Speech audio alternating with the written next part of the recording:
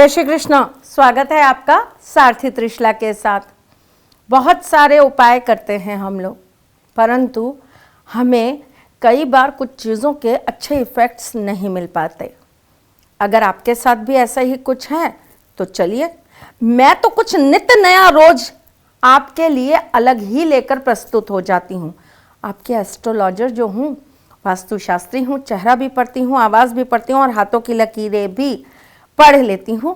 लेकिन उससे पहले चूंकि आपकी सारथी हूँ, इसीलिए आपको कुछ नया देने चली आती हूँ। आज मैं जिस चीज़ पे बात कर रही हूँ वो है भोजपत्र। भोजपत्र के अचूक उपाय आज तक इस तरह से किसी ने ना बताए। चलिए भाई, मजाक कर रही थी, बताती हूँ आपको भोजपत्र के बारे में। भोजपत्र कोई पेपर नहीं होता, कहीं फैक्ट्री में तैयार नहीं होता। ये एक वृक्ष की छाल होती है जो बहुत ही पतली होती है और जिसे जब उतारा जाता है तो ये बहुत ही पेपर नुमा, मतलब बिल्कुल कागज नुमा दिखाई देती है, प्रतीत होती है। कहा जाता है शास्त्रों के अनुसार और खास करके नारद संहिता के अनुसार कि भोजपत्र पर बनाए हुए यंत्र सिद्ध हो जाते हैं। भोजपत्र पर बनाए हुए यंत्रों को अगर हम मंत्रों से सिद्ध करते हैं तो वो किसी चांदी, सोने, अष्ट धातु पर बने हुए यंत्रों की अपेक्षाकृत 1000 गुना ज़्यादा प्रभाव देते हैं। भोजपत्र को बहुत सारी चीज़ों में उपयोग में लिया जाता है। जैसे कि जब हम कोई हवन करते हैं तो उस हवन में भोजपत्र को सामग्री में ज़रूर मिलाया जाता है। ऐसा कहते हैं कि ये करने से उस हवन का कृत बढ़ जाता है, उस हवन की ऊर्जा बढ़ जाती है। भोजपत्र को बहुत शुद्ध चीज़ों में, पवित्र चीज़ों में गिना जाता है। प्रकृति द्वारा भोजपत्र हमें वो सौगात मिली है जिससे हम अपनी पूजाओं को स्वच्छता से और सिद्धि के साथ पूर्ण कर सकते हैं। पूजा में रखने वाली चीज़ है तो आप समझ लीजिए कि उसका महत्व क्या होगा। आज मैं आपको कुछ विशेष टोटके बताने वाली हूँ भोजपत्र के। अगर कोई व्यक्ति आपसे दूर चला गया है, अगर कोई व्यक्ति आपके पास वापस नहीं आ रहा, अगर कोई व्यक्ति आपके साथ अपना संबंध अब नहीं रखना चाह रहा, परंतु आपका मन कहीं ना कहीं उसके साथ अटका हुआ है, तो आपको ये प्रयोग ज़रूर करना चाहिए। शनिवार की रात्रि को आपको भोजपत्र को गंगा जल से अच्छी से साफ कर लेना चाहिए। अष्ट धातु के एक तार से आपको उसके ऊपर चंदन से, पीले चंदन से ओम कृण कृष्णाय नमः लिख देना चाहिए। उसके बाद आपको उस भोजपत्र को फोल्ड करके एक पीले कपड़े में बांधकर पीले चावलों के अंदर दबाकर रख देना चाहिए। अगर आप ये कार्य ठाकुर जी के श्री कमलों में करते हैं तो ये कार्य बहुत ही जल्दी सिद्ध हो जाता है। मनोकामना आपको ये करनी है कि मैं ये चाहती हूँ कि वो व्यक्ति मेरे ज़िंदगी में इतने दिनों में, जो भी आपके मन में गिनती आए, सोच के मत बोलिएगा भाई, जो आपके मन में एकदम से गिनती आए उतने दिन का बोल कर कि उतने दिन में वो इंसान मेरे पास लौट आए या उतने दिन में उस इंसान का मेरे पास कोई रिप्लाई आ जाए, इस तरीके से बोलकर आप ये कार्य कर दीजिएगा। ठाकुर जी के आशीर्वाद से आपका कार्य ज़रूर पूर्ण हो जाएगा। अगर कोई आपका शत्रु है, बैरी है, अगर आप बहुत कंफ्यूज्ड हैं कि ये ऊपर से तो दोस्त बनता है, अंदर से पता नहीं क्या है, अगर कोई आपके गुप्त शत्रु बन गए हैं तो आपको ये कार्य ज़रूर करना चाहिए। आपको तांबे के लोटे के अंदर पानी में 11 दाने लाल मिर्च के डालने चाहिए और उसके अंदर आपको भोजपत्र का एक टुकड़ा डाल देना चाहिए। उस व्यक्ति का नाम लेके आपको रविवार के दिन ये जल चौराहे पर पटकाना चाहिए। 11 चौराहे पे ये काम आप कर लीजिए एक ही रविवार, तो देखिएगा आपको उस व्यक्ति से निजात भी मिल जाएगी और उसकी दुश्मनी आपके लिए घातक बिल्कुल भी साबित नहीं होगी।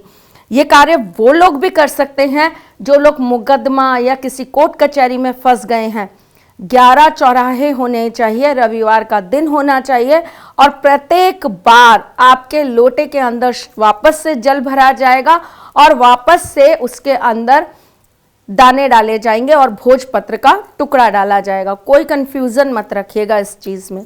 चलिए भाई, जिनके ऊपर महालक्ष्मी की कृपा प्राप्त नहीं हो रही, जिनको धन का अभाव हो रहा है, बता दो सखा, आपकी तो हृदय में बसती हैं, आपकी तो अर्धांगी हैं, आपसे ज्यादा कौन जानेगा कि उनको प्रसन्न करने का क्या तरीका होता है। चलिए भाई, अगर आप महालक्ष्मी को प्रसन्न करना चाहते हैं, आपको पैसों की कोई दिक्कत हो रही है, कर्जे आपके ऊपर बढ़ते जा रहे हैं, अगर आपके जीवन के अंदर बहुत ज़्यादा धन को लेकर दिक्कतें हैं, धन का अभाव है, तो आपको क्या करना चाहिए? आपको शुक्रवार के दिन चांदी का एक पात्र लेना चाहिए, उसके अंदर आपको एक भोजपत्र रख लेना चाहिए। भोजपत्र के ऊपर आपको महालक्ष्मी के मंत्र को लाल रंग के सिंदूर से लिख लेना चाहिए। तत्पश्चात आपको उसके ऊपर 2 कौड़ी रखकर उसे रोली, चावल और इत्र लगाकर लाल कपड़े में बांधकर अपनी तिजोरी में रख लेना चाहिए। जो चांदी का पात्र है उसे आप साफ करके वापस से अपने उपयोग में ले सकते हैं। अगर आपके जीवन के अंदर बहुत ज़्यादा नज़र, दोष, अलाए बलाएं चल रही हैं, किस्मत का ताला नहीं खुल रहा, बहुत ज़्यादा दिक्कतें आ रही हैं, तो आपको क्या करना चाहिए? अपने सिर पे से 7 बार भोजपत्र घुमाकर रविवार को शाम को 4:30 बजे पूरब की तरफ मुख करके उस भोजपत्र को जला देना चाहिए। ऐसा आपको लगातार 21 रविवार करना चाहिए। इससे आपके ऊपर आई हुई हर अला बला भाग जाती है। अगर आप सरकारी नौकरी प्राप्त करना चाहते हैं तो आपको बुधवार के दिन भोजपत्र के ऊपर गणेश जी का मंत्र लिखकर उसे एक पान के पत्ते के ऊपर रखकर 2 लड्डू के साथ गणपति जी को चढ़ाना चाहिए। इससे आपको सरकारी नौकरी प्राप्त होती है। जिन लड़कियों को शादी होने में, विवाह होने में दिक्कत हो रही है, उन्हें भोजपत्र के ऊपर साबुत हल्दी की गांठ रखकर गुरुवार के दिन जाकर इनके मंदिर में चढ़ा देना चाहिए। अगर आपको श्री कृष्ण का मंदिर ना मिले तो आप विष्णु जी के या राम जी के मंदिर में भी जाकर ये कार्य कर सकते हैं। अगर आपके जीवन के अंदर पति पत्नी को लेकर बहुत ज़्यादा दिक्कत है तो एक बहुत गोपनीय उपाय बताती हूँ। भोजपत्र के अंदर सिंदूर डालकर आपको अपने पति के तकिए के नीचे रख देना चाहिए। अगले दिन सुबह आपको वो सिंदूर अपनी सिंदूर दानी में मिला लेना चाहिए और उसके अंदर एक कौड़ी डाल देनी चाहिए। वही सिंदूर अगर आप अपनी मांग में भरेंगी तो जरूर आप दोनों के बीच के संबंध मधुर हो जाएंगे। सोने पे सुहागा और तड़का लग जाएगा अगर यह सिंदूर आपके पति अपनी हाथ से आपकी मांग में लगा दे तो।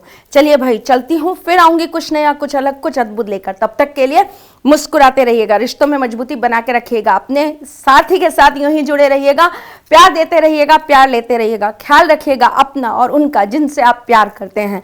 हम फिर आएंगे आपसे मिलने, तब तक के लिए जय श्री कृष्ण। सारथी मां त्रिशला ज्योतिष के क्षेत्र में विश्व विख्यात नाम है।